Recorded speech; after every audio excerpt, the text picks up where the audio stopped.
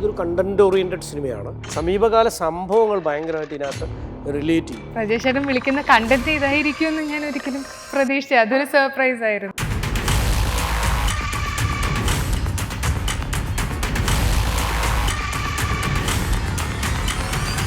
ഇതിൻ്റെ കഥാപരിസരമാണ് വളരെ ഇമ്പോർട്ടൻറ്റ്. അപ്പോൾ ആ അർത്ഥത്തിൽ ഈ സിനിമ അങ്ങനത്തെ ഒരു എക്സ്പെരിമെൻ്റൽ മൂവിയാണ്. കഴിഞ്ഞ 5 വർഷത്തിൽ എല്ലാവരും ആസ്വദിക്കുന്ന സിനിമകളും കൂടുതൽ അവരെ എൻ്റർടൈൻ ചെയ്യുന്ന കാര്യങ്ങളും എല്ലാം മാറിയിട്ടുണ്ട്. വളരെ ഇൻ ഡെപ്ത് ഇൻ ഡീറ്റെയിൽ ആയിട്ട് എല്ലാവരും സിനിമകൾ കണ്ടു തുടങ്ങി. സിനിമയുടെ സബ്ജക്റ്റ് ഡിമാൻഡ് ചെയ്യുന്ന സ്കെയിലാണ് നമ്മളെപ്പോഴും ഉപയോഗിക്കുക. ചൂസ് ചെയ്യുന്നത് ശരിക്കും പറഞ്ഞാൽ ഒത്തിരി ഓപ്ഷൻസ് ഉള്ള ഒരാൾക്ക് അല്ലെങ്കിൽ ഒരു താരത്തിന് ഭയങ്കര ഈസിയാണ്. സത്യസന്ധമായി പറയാനാണെങ്കിൽ ഇങ്ങനെ സ്ത്രീകളെ മുൻനിർത്തി അല്ലെങ്കിൽ സ്ത്രീകൾക്ക് പ്രാധാന്യമുള്ള സിനിമ ചെയ്യണം എന്നുള്ള ഉദ്ദേശമൊന്നും ഉണ്ടായിട്ടില്ല. എൻ്റെ ഇഷ്ടങ്ങളോട് ചേർന്ന് നിൽക്കുന്ന പേരൻസും ഗ്രാൻഡ് പേരൻസും ആണ് എൻ്റെ ബാക്ക് ബോൺ ആണ് ഫാമിലി. അവരെല്ലാവരും എനിക്ക് എന്താണോ ആഗ്രഹം അങ്ങനെ. ആസിഫ് അയാളുടെ കണ്ണുകൾ ഭയങ്കരമായിട്ട് കഥ പറയുന്ന കണ്ണുകളാണ്. അപ്പം ഒരു മജീഷ്യന് ഏറ്റവും വേണ്ടത് കണ്ണുകളാണ്. മനോഹരമായ ഒരു കണ്ണ്, അതുകൊണ്ട് കമ്മ്യൂണിക്കേറ്റ് ചെയ്യാൻ പറ്റുന്നത്. ഇനി ഇറങ്ങാൻ പോകുന്ന ആസിഫിൻ്റെ ഒരു കൊള്ളാവുന്ന ഒരു പടമാണെന്ന് എനിക്ക് കോൺഫിഡൻസ് ഉള്ളൊരു സിനിമ.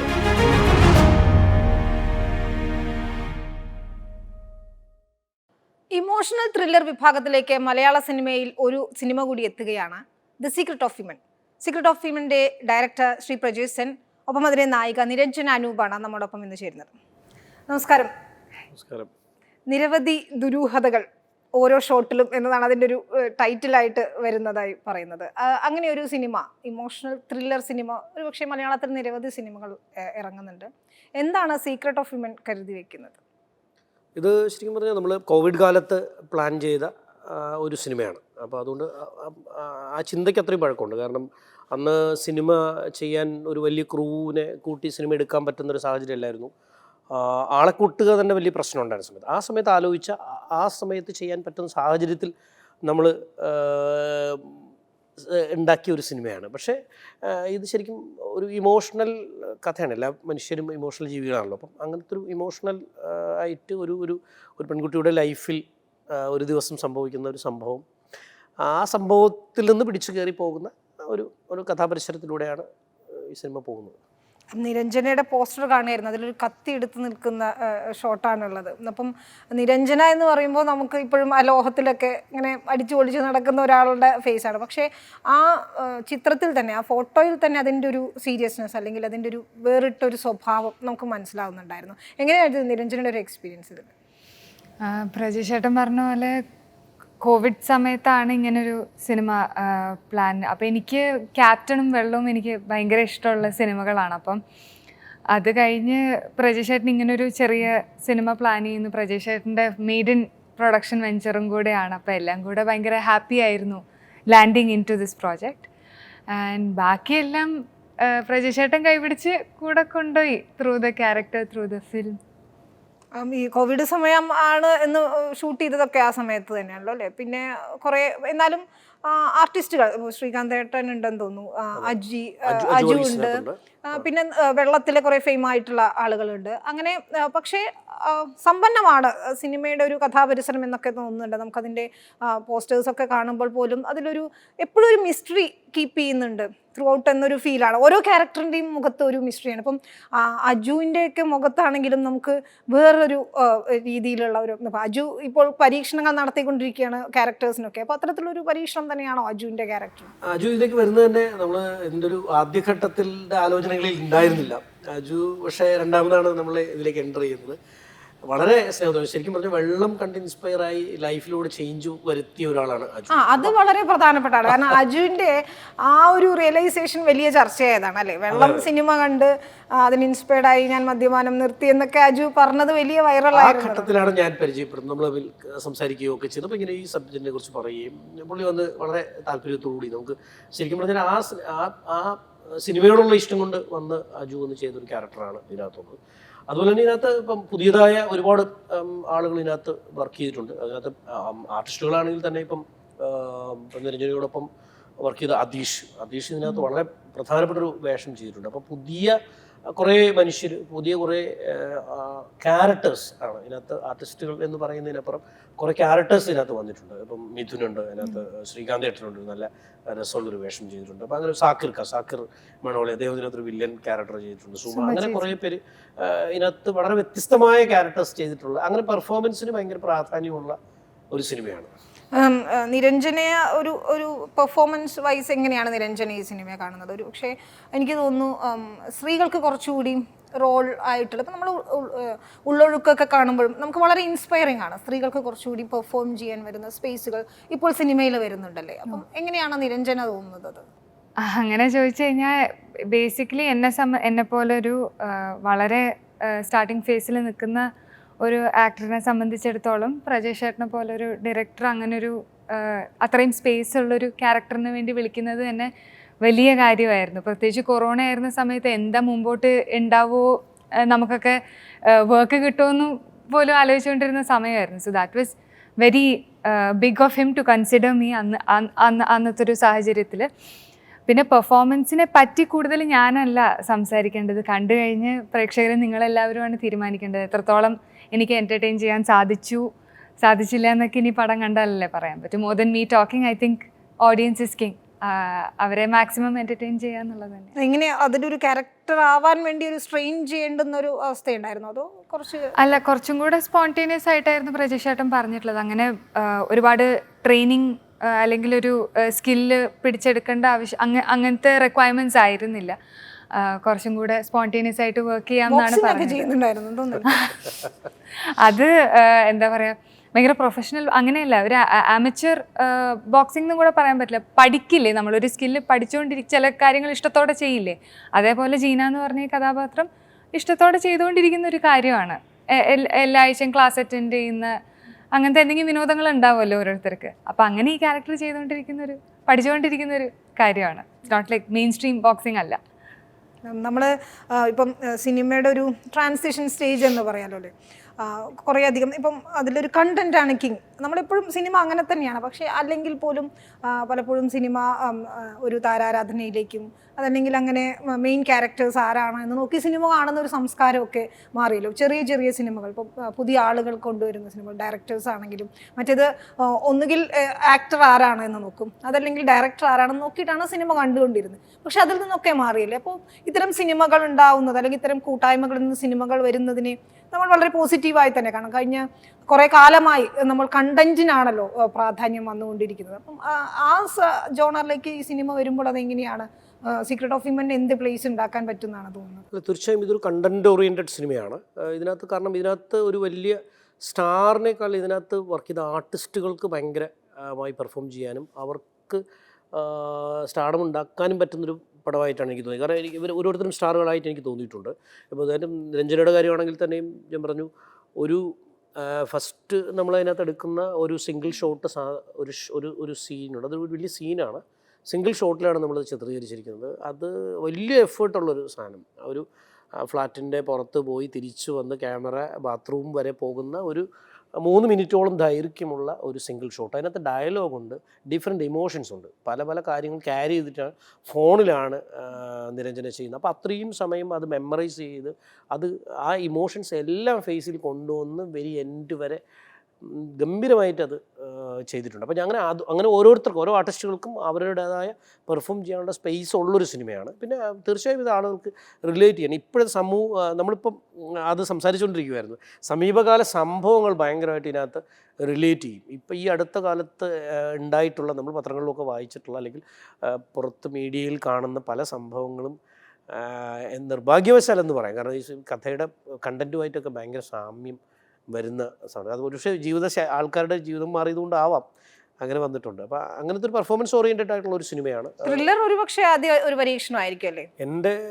ആദ്യത്തെ പരീക്ഷണം. ഞാൻ പൊതുവെ അങ്ങനെ വലിയ ഇങ്ങനെ എന്താണ് കൊലപാതകമൊന്നും ഇല്ലാത്ത ഞാനും അങ്ങനെ പ്രതീക്ഷിച്ചിരുന്നു. എനിക്ക് ക്യാപ്റ്റനിലും വെള്ളത്തിലൊക്കെ ഒരുപാട് ഇഷ്ടമുള്ള ഫീമെയിൽ ഭയങ്കര രസമായിരുന്നു കാണാൻ. അപ്പോൾ പ്രജേഷ് ചേട്ടൻ വിളിക്കുന്ന കണ്ടന്റ് ഇതായിരിക്കുമെന്ന് ഞാൻ ഒരിക്കലും പ്രതീക്ഷിച്ചു. അതൊരു സർപ്രൈസ് ആയിരുന്നു. അതെ, ക്യാപ്റ്റനിൽ ഇപ്പം അതിൽ സത്യേട്ടൻ്റെ വൈഫായ അനിത ചേച്ചിയുടെ ക്യാരക്ടറും അവർ വേറെ രീതിയിൽ സ്ട്രഗിൾ ചെയ്തൊരു സ്ത്രീയാണ്. അപ്പം വെള്ളത്തിൽ പക്ഷേ ജയസൂര്യ അടിക്കുന്ന ഒരു സീൻ ഉണ്ടെന്ന് തോന്നുന്നില്ലേ? നമുക്കതൊരു തിരിച്ചടിക്കുന്ന ഒരു സാധനം പ്ലാൻ ചെയ്യുമ്പോൾ തന്നെ പറഞ്ഞിരുന്നു. കാരണം എല്ലാ സ്ത്രീകളും വീട്ടിൽ വന്നിട്ട് ഭർത്താവിൻ്റെ അടി കൊണ്ട് ജീവിക്കുക എന്നുള്ളത് ഒരു സിസ്റ്റമായിട്ട് വെച്ചിരിക്കുകയാണ്. അതിൽ നിന്ന് തിരിച്ചടിക്കുക, തിരിച്ച് അവർ പറയുന്നുമുണ്ട്. അതായത് തിരിച്ച് ഒരുത്തനെ അടിച്ചു കഴിഞ്ഞാൽ അവ നന്നാവും, അല്ലെങ്കിൽ അത് വേണം എന്നുള്ള പറയുന്നൊരു സാധനം ഉണ്ടല്ലോ, അല്ലാതെ അതൊരു മൊണോപ്പൊളി ഒന്നും അല്ലല്ലോ.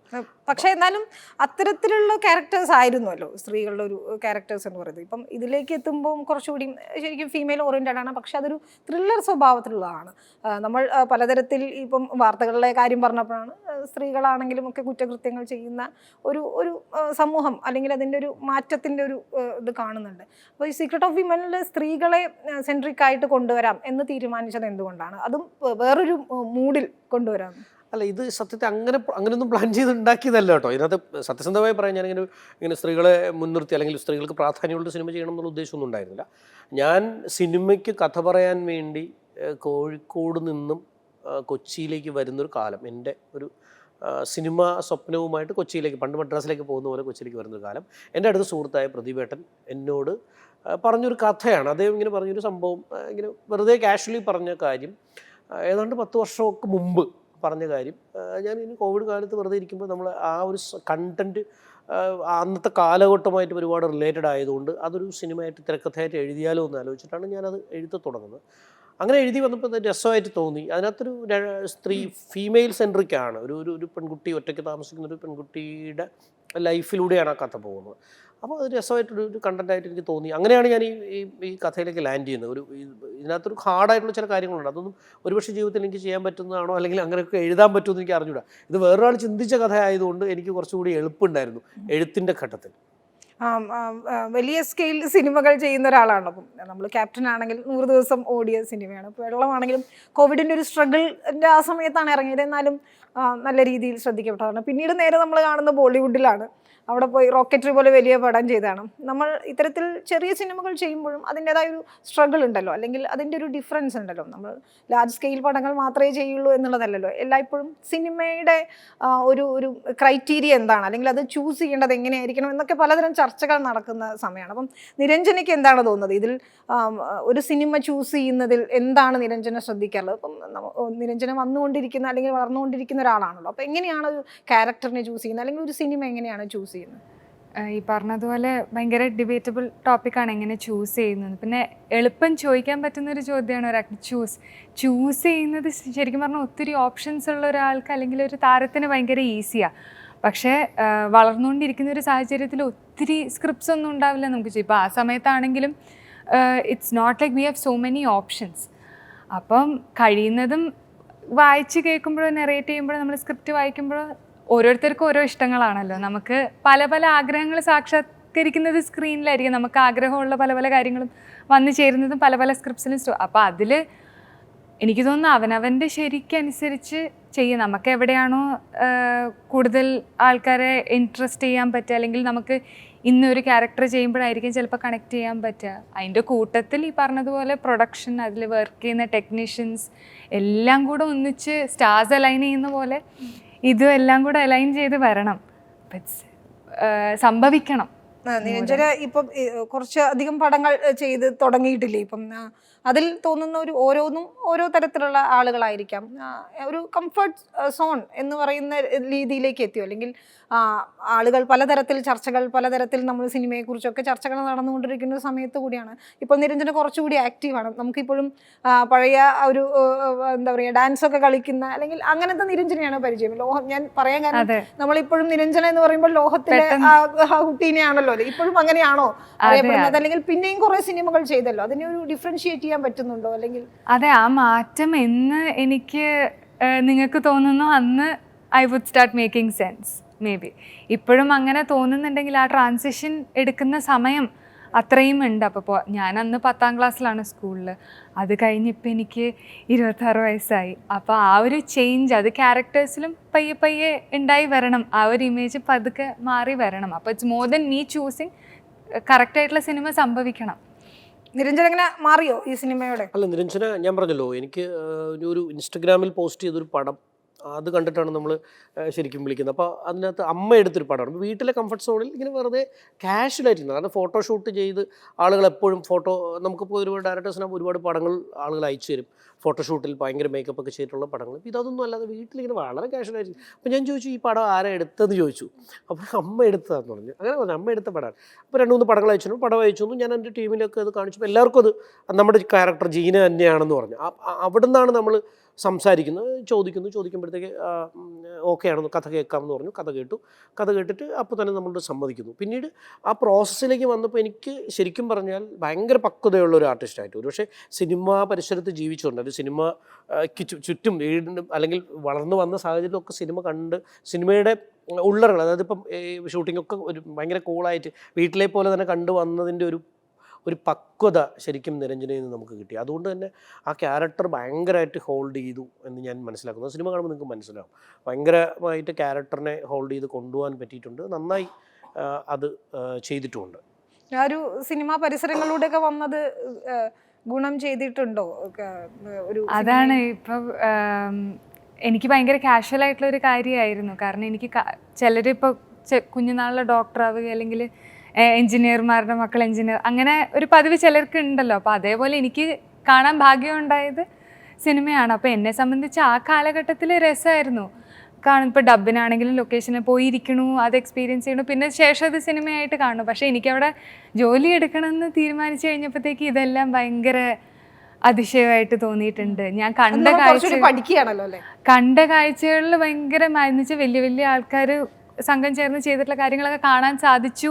എനിക്കവിടെ ജോലി എടുക്കാൻ തുടങ്ങിയപ്പോഴാണ് എന്തൊക്കെയാ കണ്ടത്, എന്തോരം വലിയ വലിയ ആൾക്കാരെ ഒന്നിച്ച് കാണാൻ സാധിച്ചു എന്നുള്ളത് അറിയുന്നത്. പക്ഷേ അത് ചിലപ്പം എത്രത്തോളം എനിക്കത് പെർഫോമൻസിൽ കൊണ്ടുവരാൻ, അല്ലെങ്കിൽ അതെന്നെ സീസൺ ചെയ്തിട്ടുണ്ടോ എന്ന് ചോദിച്ചാൽ അതും again very questionable. Because associate ചെയ്ത് വന്നിട്ടുള്ള ആൾക്കാരൊക്കെ വളരെ വലിയ വലിയ പേരുകളും വലിയ വലിയ ആൾക്കാരുമാണ്. അപ്പോൾ ഞാൻ ടോട്ടലി ഡിഫറെൻറ്റ് ബിഗിനർ എന്നുള്ള രീതിയിൽ മാത്രം കണ്ടാൽ മതി എന്നേ ഞാൻ പറയുന്നുള്ളൂ. കാരണം അത് സീസൺ ചെയ്തിട്ടുണ്ടോ ഇല്ലയോ എന്നൊക്കെ ഉള്ളത് പ്രേക്ഷകർ തീരുമാനിക്കേണ്ട കാര്യം. ഈ രാവണപ്രഭു അല്ലെങ്കിൽ ദേവാസുരൊക്കെ പിന്നീട് സ്ക്രീനിൽ കാണുമ്പോൾ ഹൗ ഡു യു ഫീൽ? എങ്ങനെയാണ് അത് തോന്നിയത്? കാരണം ഒരു നിങ്ങൾക്ക് പരിചയമുള്ള ഭാഗ്യമാണ്. കാരണം എല്ലാവർക്കും ഇപ്പോൾ അപ്പൂപ്പൻ്റെ അമ്മൂമ്മയുടെ ലവ് സ്റ്റോറി സ്ക്രീനിൽ സിനിമയായിട്ടൊക്കെ കാണാൻ സാധിക്കുന്ന ആ രീതിയിൽ അത് ഇമ്മോർട്ടലൈസ് ആയത് ഭയങ്കര ഭാഗ്യമായിട്ട് തോന്നുന്നു. ഒരു കുടുംബത്തിൽ നമ്മളിപ്പം കുട്ടികളോട് പറഞ്ഞു ഇങ്ങനെയാണ് അച്ഛനമ്മയെ കണ്ടത് അല്ലെങ്കിൽ അപ്പൂപ്പൻ അമ്മൂമ്മയെ കണ്ടതെന്ന്, അതെനിക്ക് വലിയ വലിയ സ്റ്റാർസ് നിന്ന് അഭിനയിച്ച് ഇത്രയും വലിയ നല്ലൊരു സിനിമയായി കാണാൻ സാധിച്ചത് വലിയ ഭാഗ്യമായിട്ട്. അമ്മൂമ്മയും അമ്മയൊക്കെയാണ് സോഴ്സ് ഓഫ് ഇൻസ്പിറേഷൻ എപ്പോഴും അല്ലേ? അവർ എങ്ങനെയാണ് സപ്പോർട്ട് ചെയ്യുന്നത്? എങ്ങനെയാണ് അവര് എല്ലാവരും വളരെ എന്താ പറയുക, എൻ്റെ ഇഷ്ടങ്ങളോട് ചേർന്ന് നിൽക്കുന്ന പേരൻസും ഗ്രാൻഡ് പേരൻസും ആണ്, എൻ്റെ ബാക്ക് ബോൺ ആണ് ഫാമിലി. അവരെല്ലാവരും എനിക്ക് എന്താണോ ആഗ്രഹം അങ്ങനെ ആ ഫ്രീഡം എപ്പോഴും വീട്ടിലുണ്ടായിട്ടുണ്ട്. നമ്മൾ ഈ ഒരു എക്സ്പീരിയൻസിനെ കുറിച്ച് പറയുമ്പോൾ ഇപ്പം ഈ ക്യാപ്റ്റൻ വേറൊരു എക്സ്പീരിയൻസ് ആയിരുന്നു. ഒരു പക്ഷേ തുടക്കം എന്ന രീതിയിൽ അത് ഒരുപാട് സ്ട്രഗിൾ ചെയ്തിട്ടുള്ള സിനിമയായിരിക്കും. വെള്ളം വേറൊരു തരത്തിലുള്ള സിനിമയായിരുന്നു. പിന്നീട് റോക്കറ്ററി ചെയ്തു. അത് പക്ഷേ താങ്കളുടെ അതിൻ്റെ പുസ്തകം സിനിമയാക്കിയതാണ്. സീക്രട്ട് ഓഫ് ഹ്യൂമൻ വേറൊരു തരത്തിൽ ചെയ്യുന്ന സിനിമയാണ്. ഇനി വരുന്നത് ഹൗഡിനിയാണല്ലേ, ആസിഫുമായി അസോസിയേറ്റ് ചെയ്യുന്നുണ്ട്. അത് വേറൊരു തരത്തിലുള്ള സിനിമയാണെന്ന് തോന്നുന്നു. എനിക്ക് മാജിക് ഭയങ്കര ഇഷ്ടമുള്ളൊരു സംഭവമാണ്. കുട്ടിക്കാലം തൊട്ടേ മാജിക് ഇഷ്ടമാണ്. ഗോപിയുണ്ട്, മുതുകാടുമായിട്ട് വർഷങ്ങളായിട്ടൊരു പരിചയമുണ്ട്. അദ്ദേഹത്തിൻ്റെ മാജിക്കിൻ്റെ അതോടൊപ്പം ഒരുപക്ഷെ ഒരു വളരെ സുഹൃത്തായും സഹായിയായിട്ടൊക്കെ എനിക്ക് നിൽക്കാൻ അവസരം കിട്ടിയിട്ടുണ്ട്. അപ്പോൾ അതുകൊണ്ട് എനിക്ക് ഇഷ്ടമുള്ളൊരു സാധനമാണ്. അപ്പം മാജിക് പ്രമേയമായ ഒരു സിനിമ അങ്ങനെ വന്നിട്ടില്ല എന്നാണ് ഞാൻ മനസ്സിലാക്കുന്നത്. ഒരു ത്രൂ ഔട്ട് ഒരു മാജീഷ്യൻ്റെ ലൈഫിലൂടെയും കരിയറിലൂടെയും പോകുന്നൊരു സിനിമ വന്നിട്ടില്ലാത്തത് കൊണ്ട് ഞാൻ അങ്ങനെയാണ് അത്തരം ഒരു കഥ സബ്ജക്റ്റ് ഉണ്ടാക്കുകയും അത് ആസിഫിനോട് പറയുകയും ചെയ്തു. ആസിഫ് എന്നെ ചൂസ് ചെയ്യാനുള്ള കാരണം ആസിഫ് അയാളുടെ കണ്ണുകൾ ഭയങ്കരമായിട്ട് കഥ പറയുന്ന കണ്ണുകളാണ്. അപ്പം ഒരു മജീഷ്യന് ഏറ്റവും വേണ്ടതെന്ന് പറഞ്ഞാൽ കണ്ണുകളാണ്, മനോഹരമായ ഒരു കണ്ണ്, അതുകൊണ്ട് കമ്മ്യൂണിക്കേറ്റ് ചെയ്യാൻ പറ്റുന്ന കണ്ണ്. അപ്പോൾ അങ്ങനെ ആസിഫിലേക്ക് എത്തി. ആസിഫ് ആ കഥ ഭയങ്കരമായിട്ട് ഇഷ്ടപ്പെട്ടു. അദ്ദേഹം ഗംഭീരമായി പെർഫോം ചെയ്തു. ഇനി ഇറങ്ങാൻ പോകുന്ന ആസിഫിൻ്റെ ഒരു കൊള്ളാവുന്ന ഒരു പടമാണെന്ന് എനിക്ക് കോൺഫിഡൻസ് ഉണ്ട്. ആസിഫ് ഇങ്ങനെ ഹിറ്റുകൾ എണ്ണിക്കൊണ്ടേയിരിക്കുകയാണ്. അതെ അതെ, തീർച്ചയായും. അപ്പോൾ ആ ഒരു ടെൻഷൻ ഉണ്ടോ? അല്ല, ടെൻഷൻ ഉണ്ടെന്ന് പറഞ്ഞാൽ കാരണം അദ്ദേഹത്തിൻ്റെ ഹിറ്റ് ചാർട്ടിൽ കുറച്ചും കൂടി മുകളിലേക്ക് എത്തേണ്ട ഒരു സിനിമയാണ് എന്നുള്ള ഒരു ടെൻഷൻ നമുക്കുണ്ട്. കാരണം അദ്ദേഹത്തിൻ്റെ കരിയർ ഗ്രാഫിന് കൂടുതൽ ഗുണം ചെയ്യുന്നൊരു സിനിമ ആയിരിക്കണം. അതിനുവേണ്ടിയാണ് നമ്മൾ ഇപ്പോൾ സ്ട്രഗിൾ ചെയ്യുന്നത്. ഇപ്പോൾ ഷൂട്ടിംഗ് എല്ലാം കഴിഞ്ഞു, അതിൻ്റെ പോസ്റ്റ് വർക്ക് നടക്കുകയാണ്. സിറ്റീസ് ഇപ്പോൾ അത് നല്ലൊരു പടമായിട്ട് വന്നിട്ടുണ്ട്. ആസിഫിനെ കുറിച്ച് ചോദിച്ചപ്പോൾ എന്തായാലും ഇപ്പം നമ്മൾ ഈ സിനിമകൾ ചൂസ് ചെയ്യുന്നതിനെ കുറിച്ച് പറഞ്ഞപ്പോഴേ ആസിഫിൻ്റെ മുൻകാലങ്ങളിൽ നിന്നും ആസിഫിൻ്റെ ഒരു ഗ്രാഫ് വേറൊരു ലെവലിലേക്ക് എത്തി. അത് അദ്ദേഹം ഈ സിനിമകൾ ചൂസ് ചെയ്യുന്നതിലും ഒക്കെ കുറച്ചുകൂടി ശ്രദ്ധ പുലർത്തുന്നത് കൊണ്ടാണ്. തീർച്ചയായും കഥ നന്നായി കേൾക്കുന്നുണ്ട്. ഇപ്പോൾ അദ്ദേഹം അതിനകത്ത് നമ്മളോട് ഭയങ്കര കംഫർട്ടബിളായ ആർട്ടിസ്റ്റായിട്ട് എനിക്ക് തോന്നി. വളരെ കൃത്യമായി പഠിക്കാനും പരിശീലിക്കാനും ഒക്കെ ഇത് ചെയ്യും. പല ഘട്ടങ്ങൾ ഇപ്പോൾ നമ്മൾ തമാശയ്ക്ക് പ്രഡൂപ്പില്ലാതെ ചെയ്തു എന്നിങ്ങനെ ഇൻ്റർവ്യൂകളിലൊക്കെ ആൾക്കാർ പറയും. പക്ഷെ അങ്ങനെ പറയാനില്ല. എല്ലാ കാര്യവും നമ്മൾ പറയുമ്പോൾ ചേട്ടാ ഞാൻ ചെയ്തു നോക്കാമെന്ന് പറയും. നമ്മളിപ്പം റോപ്പിനകത്ത് കയറി വരുന്ന സീക്വൻസ്, വെള്ളത്തിൽ കെട്ടി താഴ്ത്തുന്നതൊക്കെ ഉണ്ട്. അപ്പോഴൊക്കെ നമ്മൾ പറയും നമുക്കത് ചെയ്യാം, കുഴപ്പമില്ല, ഡ്യൂപ്പിനെ വെച്ചിട്ട് ചെയ്യാം, ഇല്ല നമുക്ക് ചെയ്തു നോക്കാം എന്ന് പറയുന്നൊരു എഫേർട്ട് ഭയങ്കരമായിട്ട് എടുക്കുന്നു. എനിക്ക് ഭയങ്കര അത്ഭുതം തോന്നിയിട്ടുണ്ട് അദ്ദേഹത്തിനെ വെച്ച് ചെയ്യുമ്പോൾ. അങ്ങനെ ചെയ്യുന്നൊരു ആർട്ടിസ്റ്റാണ്. തീർച്ചയായും ഈ വിജയം അദ്ദേഹം ഡിസർവ് ചെയ്യുന്ന ഒരു വിജയങ്ങളാണ് ഇപ്പോൾ നടന്നുകൊണ്ടിരിക്കുന്നത്. ഹൗഡിനെ കുറിച്ച് നമുക്ക് ആ സിനിമ ഇറങ്ങുമ്പോൾ കുറെ കൂടി ചർച്ച ചെയ്യും. ഈ ഡ്യൂപ്പിന്റെ കാര്യം പറഞ്ഞപ്പോഴാണ് എനിക്ക് തോന്നുന്നു ഇതിൽ ഒരു മെയിൻ ക്യാരക്ടർ ചെയ്തിട്ടുള്ളത് സുമ. അവര് ഈ പറഞ്ഞ പോലെ ഡ്യൂപ്പായി സിനിമയിൽ വന്നിട്ടുള്ള ഒരാളാണല്ലേ. അങ്ങനെ അവരെ ഒരു പ്രധാന ക്യാരക്ടറിലേക്ക് കൊണ്ടുവരാനുള്ള ഒരു ധൈര്യം വെച്ചാൽ അത് എങ്ങനെയാണ് അങ്ങനെയൊക്കെ തീരുമാനങ്ങൾ എടുക്കാൻ പറ്റുന്നത്? നമ്മൾ ശരിക്കും ഷൂട്ടിങ്ങിൻ്റെ ഒരു പകുതി ഘട്ടം, അതായത് നിരഞ്ജനയുടെ സീക്വൻസ് കഴിയാറായ സമയത്താണ് നമ്മൾ ഈ ആ ക്യാരക്ടർ നമുക്ക് കിട്ടിയില്ലായിരുന്നു. അങ്ങനെ ഒരാളെ നമ്മൾ തിരഞ്ഞുകൊണ്ടിരുന്നിട്ട് കിട്ടിയില്ല. അങ്ങനെ ഒരു ആർട്ടിസ്റ്റിനെ കിട്ടാതെ വരുമ്പോഴാണ് ഇങ്ങനെ നമ്മുടെ പ്രൊഡക്ഷൻ കൺട്രോൾ ജിത്ത് ആണ് എനിക്ക് ഇവരെ ഇങ്ങനെ പരിചയം, ഇങ്ങനെ ഒരാളുണ്ടെന്ന് പറഞ്ഞിട്ട് ഫോട്ടോ അയച്ചു തന്നു. അപ്പോൾ ഏകദേശം നമ്മളെ ക്യാരക്ടറിന് പറ്റും. അങ്ങനെ വിളിച്ചു. നമ്മുടെ ഒരു ഷൂട്ടിംഗ് ലൊക്കേഷനിലാണ് അവർ വരുന്നത്. വന്ന് നമ്മൾ ഈ കഥ പറയുന്നു. എല്ലാവരും പറഞ്ഞു അയ്യോ അവരെ പോലെ ഉണ്ടെന്ന് പറഞ്ഞു. അതായത് നമ്മൾ പറഞ്ഞ കഥയിലെ ആളെ പോലെ ഉണ്ടെന്ന് സുമ അവിടെ വന്നു പോയപ്പോൾ എല്ലാവരും പറഞ്ഞു. അങ്ങനെയാണ് അവരിലേക്ക് എത്തുന്നത്. അപ്പോൾ അവരുടെ ഒരു ബാക്ക് സ്റ്റോറി ഞാൻ അസിസ്റ്റന്റ് ഡയറക്ടറായിട്ട് വർക്ക് ചെയ്ത ഭാസ്കർ ദ റാസ്കൽ എന്ന് പറഞ്ഞ സിനിമയ്ക്കകത്ത് ഡ്യൂപ്പ് ചെയ്തിരുന്നു. അതിൽ ഹീറോയിൻ്റെ വെള്ളത്തിൽ വീഴുന്ന സീക്വൻസ് ഒക്കെ ചെയ്തത് സുമയാണ്. പക്ഷെ എനിക്ക് അറിയില്ലായിരുന്നു, എനിക്ക് അന്ന് അങ്ങനെ പരിചയമില്ല. അറിയില്ല. എനിക്ക് തോന്നുന്നു പിന്നീട് ഇതിങ്ങനെ ചർച്ചയായി സീക്രട്ടിന് കുറെ അവാർഡുകളൊക്കെ കിട്ടിയ സമയത്താണെന്ന് തോന്നുന്നു പലരും അവരുടെ പോസ്റ്റേഴ്സ് ഒക്കെ കണ്ടിട്ട് അത് ഒരുപാട് സിനിമകളിൽ ഡ്യൂപ്പായിട്ട് ഒരു 10 വർഷത്തോളം അവർ ഡ്യൂപ്പായിട്ട് മുഖം കാണിക്കാതെ ഡ്യൂപ്പായിട്ട് വർക്ക് ചെയ്ത ഒരാളാണ്. പക്ഷെ ഭയങ്കര ടൈമിംഗ് ഉള്ള ഭയങ്കര പാഷനുള്ള ഒരു ആർട്ടിസ്റ്റാണ്. തീർച്ചയായും ഈ സിനിമ കഴിയുമ്പോൾ അവർ ശ്രദ്ധിക്കപ്പെടും എന്നാണ് ഞാൻ വിചാരിക്കുന്നത്. നന്നായി പെർഫോം ചെയ്തിട്ടുണ്ട് ഇതിനകത്ത്. അപ്പം അതിലെ മറ്റു ക്യാരക്ടേഴ്സ് എനിക്ക് തോന്നുന്നു വെള്ളത്തിലുണ്ടായിരുന്നു അതീഷായാലും മിഥുനായാലും ഒക്കെ വളരെ പ്രധാനപ്പെട്ട ഒരു ക്യാരക്ടർ ചെയ്യുന്നുണ്ട്. അതീഷും ഒരു പീറ്റർ എന്നൊരു പട്ടിക്കുട്ടിയും ജീന എന്ന നിരഞ്ജനയും ചേർന്നൊരു ഭാഗം. അതുപോലെ മിഥുൻ വേണുഗോപാൽ, മിഥുൻ അതിനകത്തൊരു നല്ല വേഷം ചെയ്തിട്ടുണ്ട്. സാക്കിർ മണോലി എന്ന് പറയുന്ന ആർട്ടിസ്റ്റ്, അതൊരു നേവി ഉദ്യോഗസ്ഥനാണ്, റിട്ടയർഡ്. അപ്പോൾ അദ്ദേഹം ചെയ്തിട്ടുണ്ട്. പിന്നെ എൽദോ ചേട്ടൻ, ശ്രീകാന്തേട്ടൻ, പിന്നെ പൂജ, അങ്ങനെ വളരെ കുറച്ച് പേരുള്ളൂ. നമുക്ക് വലിയ ഉണ്ടാവുന്ന ആൾക്കാർ മാത്രമേ അതിനകത്തുള്ളൂ. പക്ഷേ എല്ലാവരും വളരെ പ്രധാനപ്പെട്ട വേഷങ്ങളാണ് ചെയ്തിട്ടുള്ളത്. സിനിമയെ ഇങ്ങനെ ഡ്രൈവ് ചെയ്ത് കൊണ്ടുപോകുന്ന ഘടകങ്ങളാണ് ഇവരെല്ലാം. ഷഹബാസിന്റെ ഒരു ഗംഭീര പാട്ട് വെയിറ്റിംഗിലാണല്ലോ. അതെ, ഷഹബാസിനകത്ത് ഒരു സൗഹൃദമുള്ളൊരു മനുഷ്യനാണ് അദ്ദേഹം. നമ്മൾ ആകാശമായവൾക്ക് ശേഷം നിതീഷ് എഴുതിയ ഒരു പാട്ടാണ് നഗരമേ തരിക നീ തിരികെ എൻ ഹൃദയം എന്ന് പറയുന്ന മനോഹരമായ വരികളാണ്. ആ വരികൾ അദ്ദേഹം പാടിയിട്ടുണ്ട് ഈ സിനിമയ്ക്കകത്ത്. ജാനകീശ്വറിനകത്തൊരു പാട്ട്, പുറത്തൊക്കെ ഉള്ള ആളുകൾക്ക് ഫേമസ് ആയിട്ടുള്ള ഒരു ഓസ്ട്രേലിയയിൽ ജീവിക്കുന്ന ഒരു മലയാളി പെൺകുട്ടിയാണ് ജാനകിനകത്തൊരു നല്ല പാട്ട്, അപ്പോൾ ഇംഗ്ലീഷ് സോങ് പാടിയിട്ടുണ്ട്. അത് മ്യൂസിക് ചെയ്തിരിക്കുന്ന ജോഷോ എന്ന് പറയുന്ന ആളാണ്, പുതിയ ആളാണ്.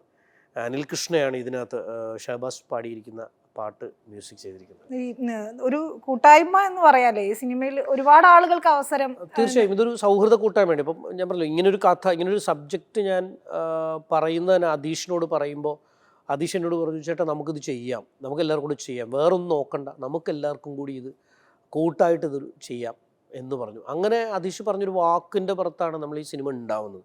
അങ്ങനെ ആ ഒരു സൗഹൃദ കൂട്ടായ്മയിലാണ് സിനിമ ഉണ്ടാകുന്നത്. അപ്പോൾ അങ്ങനെ കുറേ പുതിയ ആളുകൾ ഇതിലേക്ക് വരുന്നു. നമ്മൾ അതുകൊണ്ടാണ് പ്രൊജക്ട്സ് മൂവി ക്ലബ്ബ് എന്ന് നമ്മൾ പേരിട്ടത്. ഒരു പ്രൊഡക്ഷൻ കമ്പനി എന്ന് പറയുന്ന ഭയങ്കര പ്രോഫിറ്റ് ഉണ്ടാക്കുന്ന ഒരു കമ്പനി ആയിട്ടോ ഒന്നുമല്ല, ഇതൊരു സൗഹൃദ കൂട്ടായ്മയിൽ ഉണ്ടായ സിനിമയാണ്. അത് അങ്ങനെ തന്നെയായിരുന്നു ഷൂട്ടിംഗ് സെറ്റും ഒക്കെ. നമ്മളെല്ലാവരും കുക്ക് ചെയ്ത് നമ്മൾ തന്നെ ഫുഡൊക്കെ ഉണ്ടാക്കി അങ്ങനത്തെ ഒരു മൂഡിൽ ചെയ്തൊരു സിനിമയാണ്. ആ ഒരു സമയമായതുകൊണ്ടല്ലേ, കോവിഡ് ടൈം ആയതുകൊണ്ടും തീർച്ചയായും അത് DOPയും നമുക്ക് വളരെ പരിചിതനായ ഒരാളാണെന്ന് തോന്നുന്നു. DOP എൻ്റെ സഹോദരനാണ്, ബ്രദറാണ് ക്യാമറ ചെയ്തിരിക്കുന്നത്. അദ്ദേഹം വർഷങ്ങളായിട്ട് ക്യാമറാമാനാണ്, ഫോട്ടോഗ്രാഫറാണ്, സ്റ്റിൽ ഫോട്ടോഗ്രാഫറാണ്. നമുക്കിടയ്ക്ക് ഒരുപാട് സിനിമകളിൽ ഫോട്ടോഗ്രാഫറായിട്ടിരുന്നിട്ടുള്ള ആളാണ്. അദ്ദേഹം ആദ്യമായിട്ടാണ് ഇൻഡിപെൻഡൻറ്റ് പരസ്യങ്ങളൊക്കെ പുള്ളി ഷൂട്ട് ചെയ്യാറുണ്ടായിരുന്നു. ആദ്യമായിട്ടാണ് അദ്ദേഹം ഒരു സിനിമയ്ക്ക് ഫുൾ സിനിമയുടെ ക്യാമറ ചെയ്യുന്നത്. അപ്പോൾ അദ്ദേഹം ചെയ്തു. ഇപ്പോൾ ഹൗഡിംഗിൽ അദ്ദേഹം സെക്കൻഡ് യൂണിറ്റ് പുള്ളിയാണ് ചെയ്തത്. അപ്പോൾ അങ്ങനെ ഒരു പ്രത്യേകത ഉണ്ട്, അങ്ങനെ ഒരു സന്തോഷം കൂടി ഉണ്ട് ഇതിനകത്ത്.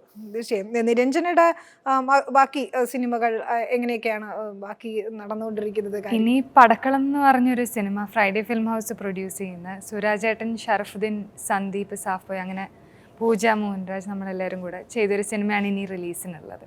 അപ്പം നിരഞ്ജന ഏതായാലും കുറച്ചുകൂടി ആക്റ്റീവായപ്പം ഈ പറഞ്ഞതുപോലെ ഇപ്പം അന്യഭാഷകളിൽ നിന്നായാലും അല്ലെങ്കിൽ അങ്ങനെയൊക്കെയാണല്ലോ ആളുകൾ ചിന്തിക്കുന്നത്, അല്ലെങ്കിൽ സിനിമയ്ക്ക് വേണ്ടി കൂടുതൽ സ്കിൽ പഠിക്കുക, അങ്ങനെയൊക്കെയാണ് ഇപ്പം സിനിമയുടെ ഒരു കൾച്ചർ പോയിക്കൊണ്ടിരിക്കുന്നതാണല്ലോ പറയുന്നത്. എന്താണ് നിരഞ്ജനയ്ക്ക് തോന്നുന്നത്? നിരഞ്ജന ഡാൻസ് ആണ് ബേസ് അല്ലേ, അപ്പം ബാക്കി ഒക്കെ സ്റ്റണ്ടൊക്കെ പഠിച്ചോ?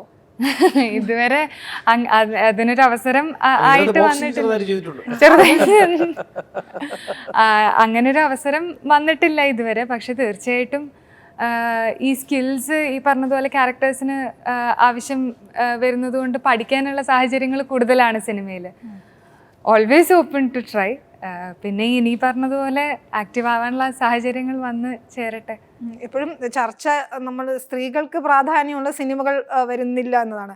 വരുന്ന സിനിമകളൊക്കെ തന്നെയും അത് ആളുകൾ അക്സെപ്റ്റ് ചെയ്യാറുമുണ്ട്. കുറച്ചുകൂടിയും അങ്ങനത്തെ സിനിമകൾ വേണം എന്ന് തോന്നുന്നില്ലേ? അല്ലെങ്കിൽ താങ്കളൊരു ഫിലിം മേക്കർ എന്ന രീതിയിൽ അത്തരം ചർച്ചകളൊക്കെ എങ്ങനെയാണ് കാണുന്നത്? അല്ല, തീർച്ചയായും സ്ത്രീകൾക്ക് പ്രാധാന്യം, നമ്മൾ ജീവിതത്തിൽ എല്ലാവരുടെയും ജീവിതത്തിൽ സ്ത്രീകൾക്ക് പ്രാധാന്യം ഉണ്ടല്ലോ. നമ്മുടെ വീട്ടിൽ ഞാൻ അതാണ് എപ്പോഴും പറയുന്നത്. അപ്പം നമ്മുടെ അമ്മയായാലും ഭാര്യയായാലും പെങ്ങളായാലും നമ്മുടെ കൂട്ടുകാരിയായാലും എല്ലാവർക്കും നമ്മുടെ ജീവിതത്തിൽ നമുക്ക് പ്രാധാന്യം കൊടുക്കുന്ന പോലെ നമ്മൾ ചെയ്യുന്ന സിനിമയ്ക്കകത്തും പ്രാധാന്യം കൊടുക്കണമല്ലോ. അപ്പോൾ സ്വാഭാവികമായിട്ടും ആ ഒരു പാർഷ്യാലിറ്റി ഉണ്ടാവരുത്, ജീവിതത്തിലുള്ളതുപോലെ തന്നെ സിനിമയ്ക്കകത്തും ഉണ്ടാവണമെന്നാണ് ഞാൻ വിശ്വസിക്കുന്നത്. സിനിമ അങ്ങനെ മാറ്റി നിർത്തപ്പെടേണ്ട ഒരു കാര്യമല്ല.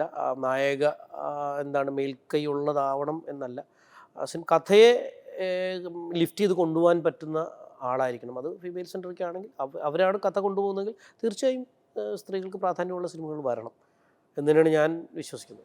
പലതരത്തിൽ ഇപ്പം വാർത്തകളൊക്കെ കാണുന്നുണ്ടായിരിക്കും, പലതരത്തിലുള്ള ചർച്ചകൾ നടന്നുകൊണ്ടിരിക്കുന്ന സമയമാണ്.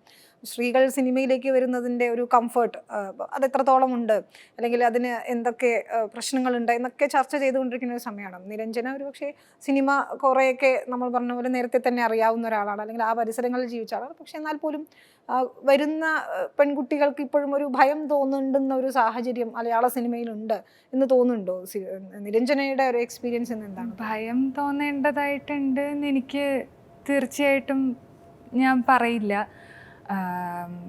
പിന്നെ സാഹചര്യങ്ങളാണല്ലോ, അതിപ്പം സിനിമ എന്ന് മാത്രം പറയേണ്ട ആവശ്യമില്ല. ഏത് വർക്ക് സ്പേസിലാണെങ്കിലും, വെറുതെ കാഷ്വലായിട്ട് വീട്ടിൻ്റെ അകത്താണെങ്കിലും പുറത്താണെങ്കിലും എവിടെയാണെങ്കിലും സുരക്ഷിതത്വം ഇപ്പോഴത്തെ കാണുന്ന കേൾക്കുന്ന വാർത്തകൾ നോക്കുമ്പോൾ അത്രത്തോളം എല്ലാ സ്ഥലത്തും ഭയക്കണം എന്നാണ് തെളിഞ്ഞു വരുന്നത്. അപ്പം അങ്ങനെ പ്രത്യേകമായിട്ട് സിനിമയിൽ മാത്രം ഭയക്കണം എന്നുള്ളതല്ല, വേണ്ടതുപോലെ റിയാക്ട് ചെയ്യാനും വേണ്ടതുപോലെ കാര്യങ്ങൾക്ക് ആലോചിച്ച് തീരുമാനങ്ങൾ എടുക്കാനും ശേഷിയുള്ള ആൾക്കാരാണ് ഇപ്പോൾ ഉള്ളത്. സ്ത്രീകളാണെങ്കിലും എല്ലാവർക്കും അവരവരുടേതായ സേഫ്റ്റിയെക്കുറിച്ച് നല്ല ബോധമുണ്ട്, അവെയറാണ്. ഈ പറഞ്ഞതുപോലെ എല്ലാവരും വളരെ അവെയറാണെന്ന് തോന്നുന്നു. അതുകൊണ്ട് ഇനി ഭയം ഉണ്ടാവണം എന്ന് എനിക്ക് തോന്നുന്നില്ല. കൂടുതൽ വിവാദ ചോദ്യങ്ങൾ ചോദിക്കുന്നില്ല, അത് അങ്ങനെ ഒരു ഏരിയയാണ്. പലപ്പോഴും ആളുകൾ സംസാരിക്കാൻ താല്പര്യപ്പെടാത്ത ഒരു വിഷയം കൂടിയാണ്. പക്ഷെ എന്നാൽ പോലും ഇങ്ങനെയുള്ള വിഷയങ്ങൾ വരുമ്പോൾ അതിനെ ഒരു അഡ്രസ്സ് ചെയ്യേണ്ട രീതി, അല്ലെങ്കിൽ ഒരു കംഫർട്ട്, അതൊക്കെ വേണം സിനിമയിൽ എന്ന് തോന്നാറില്ലേ? അല്ലെങ്കിൽ സ്ത്രീകൾക്ക് കുറച്ചുകൂടി ഒരു പിന്തുണ, ഇപ്പോൾ ടെക്നീഷ്യൻസ് ആണെങ്കിലും കൂടുതൽ വരണം ഈ ഫീൽഡിലേക്ക് എന്നൊക്കെയുള്ള ചർച്ചകൾ നടക്കുന്നുണ്ട്. അല്ലെങ്കിൽ അവർക്ക് വേണ്ടത്ര സപ്പോർട്ട് കിട്ടുന്നില്ല എന്നൊക്കെയുള്ള ചർച്ചകൾ നടക്കുന്നുണ്ട്. നമ്മൾ ഈ ക്യാരക്ടേഴ്സിനപ്പുറം ഈ സിനിമ എന്ന് പറയുന്നത് കുറേ അധികം ആളുകളുടെ ഒരു സംഘം ചേർന്നിട്ടുള്ള ഒരു എഫേർട്ട് കൂടിയാണല്ലോ. അല്ല, എനിക്ക് തോന്നിയിട്ടുള്ളത് സിനിമയിൽ ടെക്നിക്കൽ സൈഡിലേക്ക് കുട്ടികൾ സ്ത്രീകൾ വരുന്നത് കുറവാണ്. അതാണ് ഞാൻ പറഞ്ഞത്. അത് അവർക്ക് അവസരം ഇല്ലാത്തതുകൊണ്ടല്ല എന്ന് ഞാൻ മനസ്സിലാക്കുന്നത്. ഇപ്പം എഡിറ്റിങ്ങിലാണെങ്കിലും നമ്മളവിടെ ഒന്നും അങ്ങനെ എഡിറ്റിങ്ങിൽ ഒരു അവസരം ചോദിച്ചിട്ട് വന്ന ഒരാളും എൻ്റെ അറിവിൽ അങ്ങനെ ഇല്ല. ഞാനൊരു എഡിറ്ററാണെന്നോ എനിക്ക് എഡിറ്റിംഗ് പഠിക്കണമെന്നോ, അപ്പോൾ അത്തരം ടെക്നിക്കൽ സൈഡിലേക്ക് വരുന്നവർ വളരെ കുറവായിട്ടാണ് എനിക്ക് തോന്നുന്നത്. DOP ആണെങ്കിലും ക്യാമറ, ഇപ്പോൾ നമ്മുടെ ക്യാപ്റ്റൻ ചെയ്ത സമയത്ത് ഒരു പെൺകുട്ടി വർക്ക് ചെയ്തിട്ടുണ്ട് റോബിയുടെ കൂടെ. അപ്പോൾ അങ്ങനെ ഒക്കെ മാത്രം വളരെ കുറച്ച് മാത്രമേ ടെക്നിക്കൽ സൈഡിലെ ആളുകൾ വരുന്നുള്ളൂ എന്നാണ് എനിക്ക് പറയുന്നത്. കാരണം എല്ലാ മേഖലയിലെയും പോലെ ഇപ്പം മീഡിയയിൽ എത്രയോ പെൺകുട്ടികൾ വർക്ക് ചെയ്യുന്നു. ഇപ്പോൾ ഞങ്ങളൊക്കെ 10 വർഷക്കാലം ജേർണലിസ്റ്റായിട്ട് വർക്ക് ചെയ്തതാണ്. അപ്പോൾ ഒരുപാട് പേര് വർക്ക് ചെയ്യുന്നുണ്ട്. അപ്പോൾ അതുപോലെ ഇതിൻ്റെ എല്ലാ സൈഡിലും സ്കിൽഡായിട്ടുള്ള ഒരുപാട് പേർക്ക് അവസരമുള്ള ഒരു ഇൻഡസ്ട്രിയാണ്, വലിയൊരു ഇൻഡസ്ട്രിയാണ്. അപ്പോൾ അതിലേക്ക് എല്ലാ സൈഡിലേക്കും ആളുകൾ വരണം എന്നാണ് എൻ്റെ ഒരു അഭിപ്രായം. അങ്ങനെ വരുമ്പോഴത്തേക്ക് ഇപ്പോൾ അങ്ങനെ ഒരു പ്രശ്നമേ ഇല്ല. എല്ലാവർക്കും കൂടുതൽ ആളുകൾ ഉണ്ടാകുമ്പോൾ ഒരു പ്രശ്നമില്ലല്ലോ. അപ്പം എന്തായാലും സീക്രട്ട് ഓഫ് വിമൻ എന്ന് പറയുന്നത് ഒരു നമുക്ക് പരീക്ഷണ സിനിമ എന്ന് വിളിക്കാം അല്ലേ? കാരണം താങ്കളെ സംബന്ധിച്ചിടത്തോളാണെങ്കിലും ഒരു വ്യത്യസ്ത കണ്ടന്റ് കൊണ്ടുവരുന്നതാണ്. ഒരു കൂട്ടായ്മയുടെ പ്രൊഡക്ഷൻ ഒക്കെ എല്ലാം കൂടി ചേർന്ന ഒരു പരീക്ഷണമായിരുന്നു താങ്കളെ സംബന്ധിച്ച്. തീർച്ചയായും. കാരണം നമുക്കിപ്പോൾ ഒന്നാമത്തെ പ്രശ്നം, ചെറിയ സിനിമകൾക്ക് ഇപ്പോൾ തിയേറ്റർ ഉണ്ടാവില്ല, അതിന് സ്ട്രീം ചെയ്യാനുള്ള പ്ലേസുകൾ ഉണ്ടാവില്ല. എപ്പോഴും താരമൂല്യം ഒക്കെയാണ് പ്രധാനപ്പെട്ട കാര്യം. അപ്പം അത്തരം കണ്ടൻറ്റുള്ള ഒരുപാട് മനുഷ്യരുണ്ട്, ഒരുപാട് ചെറു സിനിമകൾ ഇറങ്ങുന്നുണ്ട്, ആരും കാണാത്ത രീതിയിൽ പോവുകയാണ് ചെയ്യുന്നത്. അപ്പോൾ അതുകൊണ്ട് നമ്മളും ഒരു ചെറിയ ഒരു കണ്ടൻറ്റാണ്, ചെറിയ കണ്ടൻറ്റ്, ചെറിയ തരത്തിലുള്ള ആളുകളാണ്, ആർട്ടിസ്റ്റുകളാണ് അഭിനയിച്ചിരിക്കുന്നത്. വലിയ താരങ്ങളില്ല, പക്ഷേ അവർ ഗംഭീരമായി പെർഫോം ചെയ്തിട്ടുള്ള ആളുകൾക്ക് കാണാൻ കൊള്ളാവുന്ന, എന്നാൽ ഒരു തരത്തിൽ നിങ്ങൾ നിരാശപ്പെടുത്താത്തൊരു സിനിമയാണ്, ഒരു സാധാരണ സിനിമ. അപ്പം ഇത്തരം സിനിമകൾ വരണം എന്നാണ് എനിക്ക് പറയാനുള്ളത്. കാരണം സിനിമ ഇഷ്ടപ്പെടുന്ന ഒരുപാട് പേരുണ്ട്. അവർക്ക് 10 കോടിയോ ഒക്കെ അതിന് മുകളിൽ ബഡ്ജറ്റിൽ സിനിമകൾ ഉണ്ടാക്കി എടുത്തുകൊള്ളുന്നില്ല. അവർക്ക് പറയാൻ ആഗ്രഹമുള്ള കണ്ടൻറ്റുകൾ പറയാൻ ധൈര്യം കൊടുക്കുന്ന ഒരു സിനിമയാണിത് എന്നെനിക്ക് ഉറപ്പ് പറയാം. ഇപ്പോൾ തമിഴിലും ഹിന്ദിയിലും എല്ലായിടത്തും അത്തരം സിനിമകൾ കൂടുതലായി വന്നുകൊണ്ടിരിക്കുകയാണ് അല്ലേ? ചെറിയ സിനിമകൾ, ചെറിയ സബ്ജക്റ്റ്. തീർച്ചയായും ഭയങ്കര. ഇപ്പോൾ വാഴ എന്നുള്ളൊരു സിനിമയൊക്കെ തമിഴിൽ വന്ന് വളരെ വളരെ ഗംഭീര സിനിമയാണ്. വളരെ ചെറിയ ബഡ്ജറ്റിൽ, ചെറിയ ഒരു സാഹചര്യത്തിൽ പറയുന്ന കഥയാണ്. അത് ഇതിനൊരു ബഡ്ജറ്റ് എന്നുള്ളതല്ല ഇതിനകത്തെ കാര്യം. ഇത് പറയുന്ന സാഹചര്യവും ഇത് പറയുന്നത് ഇതിൻ്റെ കഥാ പരിസരമാണ് വളരെ ഇമ്പോർട്ടൻറ്റ്. അപ്പോൾ ആ അർത്ഥത്തിൽ ഈ സിനിമ അങ്ങനത്തെ ഒരു എക്സ്പെരിമെൻ്റൽ മൂവിയാണ്. അത് നിങ്ങൾക്ക് കാണുമ്പോൾ ബോധ്യപ്പെടും. നിരാശപ്പെടുത്തുന്നൊരു സിനിമയല്ല. എൻ്റെ ക്യാപ്റ്റനും വെള്ളവും ഒക്കെ കണ്ടവർക്ക് തീർച്ചയായും അവരെ നിരാശപ്പെടുത്തുന്ന ഒരു സിനിമ ആ സ്കെയിലായിരിക്കും ആളുകൾ സിനിമ കാണുക. അങ്ങനെ കാണാൻ പറ്റും. ഇപ്പം വെള്ളം പോലത്തെ ഒരു സിനിമയല്ല റോക്കറ്ററി എന്ന് പറയുന്നത്. റോക്കറ്ററി വലിയ ക്യാൻവാസിൽ നമ്മൾ എടുത്ത സിനിമയാണ്. അപ്പോൾ മേരിയാസുര അതുപോലത്തെ ഒരു സിനിമയല്ല. നമ്മൾ കോവിഡ് കാലത്ത് ഷൂട്ട് ചെയ്തൊരു സിനിമയാണ്. ശരിക്കും അത് OTT മാത്രം പ്ലാൻ ചെയ്തൊരു സിനിമയാണ് മേരിയാസുര. ഒരു റീമേക്ക് കണ്ടൻറ്റാണ്. അതുപോലെ ഇപ്പം ഹൗഡിനിയിലേക്ക് വന്നാൽ അത് അങ്ങനത്തെ ഒരു സിനിമയല്ല, വലിയ സ്കെയിലിൽ ചെയ്യുന്നൊരു സിനിമയാണ്. അപ്പം സിനിമയുടെ സബ്ജക്റ്റ് ഡിമാൻഡ് ചെയ്യുന്ന സ്കെയിലാണ് നമ്മളെപ്പോഴും ഉപയോഗിക്കാറ്. അപ്പോൾ ആ അർത്ഥത്തിൽ പറഞ്ഞാൽ ഇതൊരു ചെറിയ സാഹചര്യത്തിൽ നടക്കുന്നൊരു കഥയാണ്. 2 സ്ത്രീകൾ ആണ് പ്രധാനമായും വരുന്നത്. അതിനകത്തൊരു ഒരു പെൺകുട്ടി, ശരിക്കും ജീന എന്ന് പറയുന്ന ഒരു പെൺകുട്ടിയുടെ ലൈഫിൽ ഉണ്ടാകുന്ന വിഷയങ്ങളാണ് നമ്മൾ ഈ സിനിമ പറയുന്നത്. അപ്പോൾ അവരുടെ ലൈഫിലേക്ക് ആരൊക്കെ വരുന്നു, അവരുടെ ഇതനുസരിച്ചിരിക്കും സിനിമ. നിരഞ്ജനയ്ക്ക് എന്താണ് തോന്നുന്നത്? ഇപ്പം ഈ പറഞ്ഞ പോലെ ആളുകൾക്ക് കൂടുതൽ അവസരം കിട്ടാൻ ഇത്തരത്തിൽ ചെറിയ സിനിമകളും സംഭവിക്കട്ടെ, അല്ലെങ്കിൽ പരീക്ഷണങ്ങളും സംഭവിക്കട്ടെ എന്ന് തന്നെയാണോ തോന്നുന്നത്? തീർച്ചയായിട്ടും ഓപ്പർച്യൂണിറ്റി കൂടുതലായിട്ട് കിട്ടുന്നത് is A good thing always. അപ്പം നല്ലതാണ് ഇങ്ങനത്തെ സിനിമകൾ. പ്രജേഷേട്ടനെ പോലുള്ള ആൾക്കാരെ അത് സ്റ്റിയർ ചെയ്യാനുണ്ടെങ്കിൽ തീർച്ചയായിട്ടും വളരെ നല്ല കാര്യമാണ് ഇങ്ങനത്തെ കണ്ടന്റ് സിനിമകൾ വരുന്നത്. ശരി, എന്തായാലും ഗംഭീര ഒരു ചർച്ചയാവട്ടെ സിനിമ, ഒരു പുതിയ തുടക്കമാവട്ടെ അല്ലേ?